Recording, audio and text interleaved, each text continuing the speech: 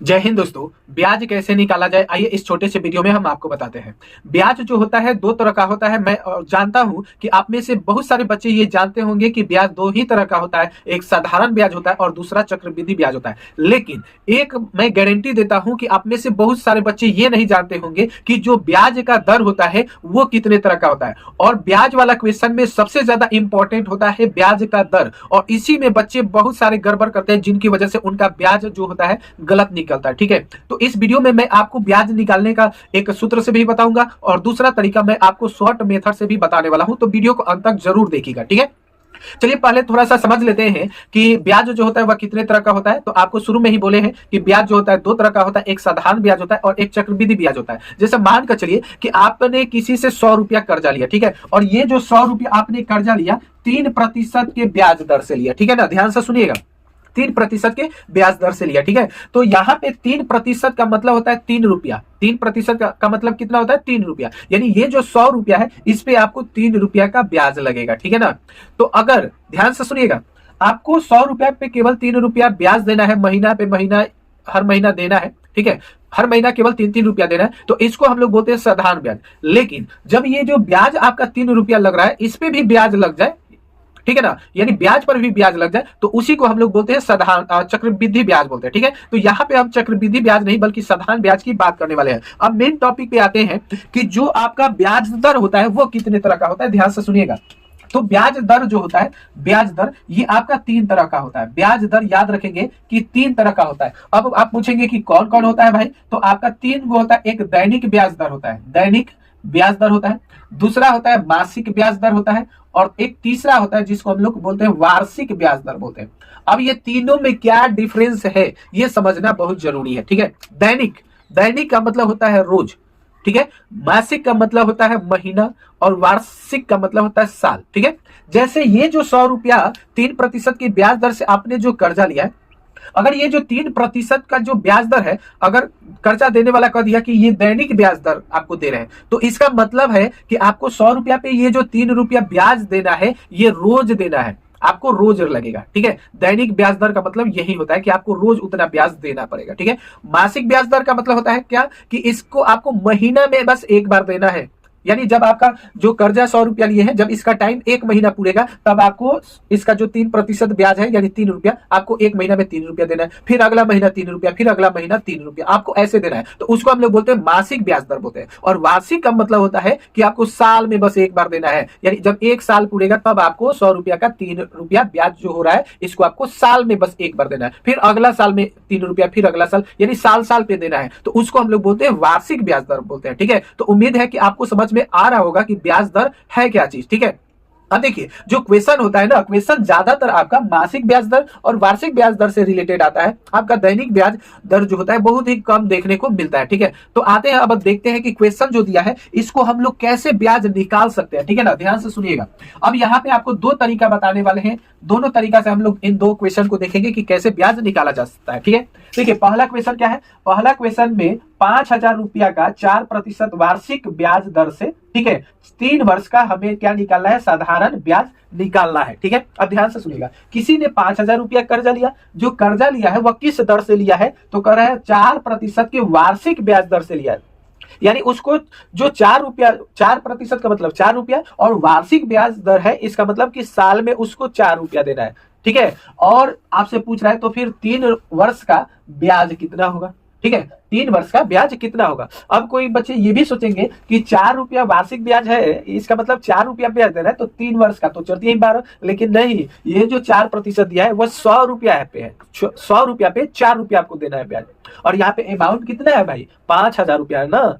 100 रुपया पे 4% का मतलब 100 रुपया पे 4 रुपया ब्याज देना है, 3 वर्ष का तो चलती है 12 रुपया हो जाएगा। लेकिन यहाँ पे जो आपने कर्जा लिया है वो 5,000 है। ठीक है, तो चलिए आपको बताते हैं। पहले आप ध्यान से देखेंगे कि अगर सूत्र से निकालना हो ब्याज, तो सूत्र से हम कैसे निकालेंगे ब्याज, तो ध्यान से सुनिएगा। साधारण ब्याज निकालने का फॉर्मूला होता है, आपका सूत्र बताते हैं। साधारण ब्याज निकालने का सूत्र होता है मूलधन, मूलधन और गुना समय और गुना में आपका होता है दर, ये तीनों आपके गुना में होता है। अब गुना में इधर उधर आप लिख सकते हैं, उससे कोई दिक्कत नहीं है, ठीक है ना। अब बटा के नीचे होता है आपका 100। अब इस फार्मूला से निकाल सकते हैं, और आप में से बहुत सारे बच्चे ये फार्मूला जानते भी होंगे, ठीक है। तो देखिए यहाँ पे हम मूलधन क्या है, तो जो आपने कर्जा लिया है 5,000 रुपया, इसको हम रख देंगे 5,000, ठीक है ना।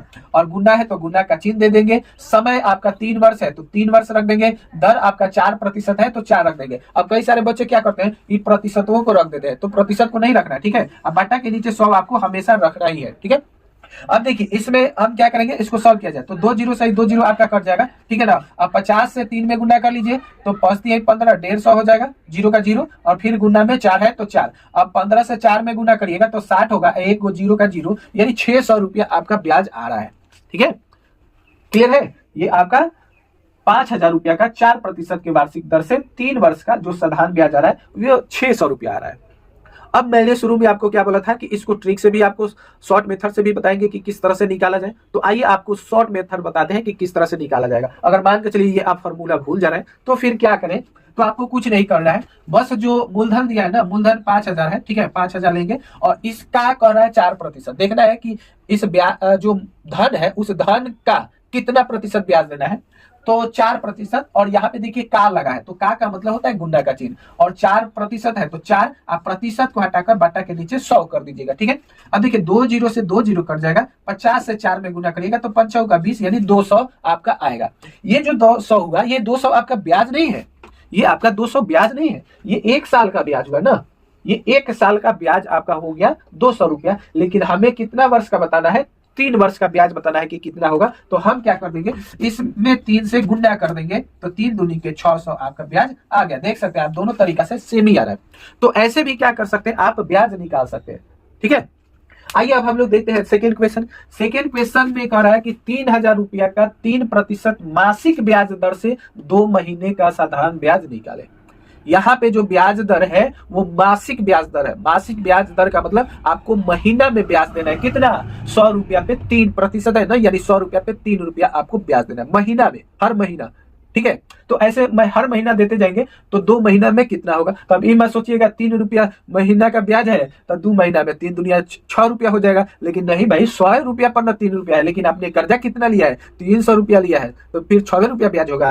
अब देखिए इसको निकालिए, पहले सूत्र से आप देखिए सूत्र से कैसे निकालेंगे, तो यही वाला फॉर्मूला हम लोग लगाएंगे। ब्याज निकालने का क्या सूत्र है, मूलधन गुने दर गुना समय और बट्टा के नीचे आपका 100 है तो 100 आ जाएगा। चलिए मूलधन को रखा जाए, मूलधन कितना है, 3,000 रुपया है, गुना दर कितना है 3%, तो खाली 3 लिखना है, प्रतिशत का साइन नहीं लिखना है। और गुना में समय कितना है भाई 2 महीना, अब बट्टा के नीचे 100 कर लेंगे। 2 जीरो से 2 जीरो कट गया, 3 से 90 30 में गुना करिएगा तो 30 3 90, और गुना में 2 है तो 2, अब 90 से 2 में गुना करेंगे तो 9 दूनी 18, जीरो का जीरो, यानी 180 रुपया आपका ब्याज आ जाएगा, ठीक है। अब कोई कहेगा कि सर इसका जो मैं ट्रिक से बताया है तो इसको भी ट्रिक से निकाल कर देखिए कि 180 रुपया आ रहा है कि नहीं आ रहा है, तो लगा लीजिए ट्रिक। देखिए यहाँ पे आपको दिखा रहे हैं, यहाँ पे मूलधन कितना है भाई 3,000 है तो 3,000, इसका का मतलब गुना कितना प्रतिशत 3%, तो 3, अब प्रतिशत के लिए बटा के नीचे 100, 2 जीरो से 2 जीरो कट गया तो 30 90 रुपया आया। तो ये 90 रुपया कितना महीना का हुआ, 1 महीना का ब्याज हुआ।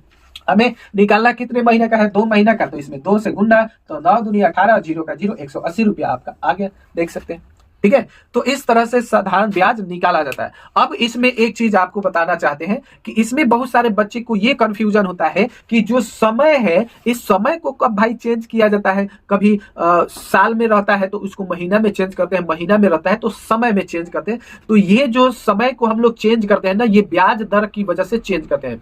अगर ब्याज का दर जैसे इस क्वेश्चन में मासिक ब्याज दर है और समय में आपको कह दे कि 2 वर्ष का आप 4 वर्ष का क्या करिए ब्याज निकालिए, तो उस कंडीशन में हम करते क्या है, तो जो समय दिया है ना, समय को भी हम लोग महीना में चेंज करते हैं, क्योंकि ब्याज का दर मासिक ब्याज दर है। अगर ब्याज का दर वार्षिक होगा तो समय को वर्ष में रखा जाता है, अगर समय आपका महीना में दिया है तो उसको वर्ष में रखते हैं। और अगर आप जानना चाहते हैं तो कमेंट करिएगा, इस पे मैं आपको एक वीडियो लेकर आऊंगा जिसमें मैं आपको फुल डिटेल से बताऊंगा। तो उम्मीद है कि अब आपको ब्याज का पूरा कंसेप्ट समझ में आया होगा। तो ऐसे ही मैथ से जुड़े सवालों के कंसेप्ट और थ्योरी जानने के लिए हमारे चैनल को सब्सक्राइब करें। मिलेंगे आपसे नेक्स्ट वीडियो में एक नए टॉपिक के साथ, तब तक के लिए जय हिंद।